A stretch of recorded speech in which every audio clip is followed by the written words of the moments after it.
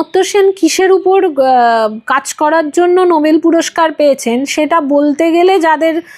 Pant হলুদ হয়ে যাবে, হ্যাঁ, তারা সবসময় সবারই প্যান্ট হলুদ হওয়াকেই যে লাইমলাইটে তুলে আনবে, কারণ তাদের কাছে খাওয়া, বেঁচে থাকা, দালালি করা, মানুষের মধ্যে মানুষের সাথে মানুষের জাত ধর্ম তুলে বিভেদ ঘটানো এবং সেটা থেকে পয়সা লোটা এবং তারপরে খেয়ে দিয়ে শুয়ে পড়া, এটার বাদ দিয়ে তো তারা এমন কোনো কাজ করেননি বা কাজের কথা জানেনও না যেটা করলে দেশ বা জাতিকে সত্যিকারের গর্বিত করা যায়। আর নোবেল পাওয়াটা তো তোয়ালে মুড়ে পয়সা পাওয়াও নয় যে সেটা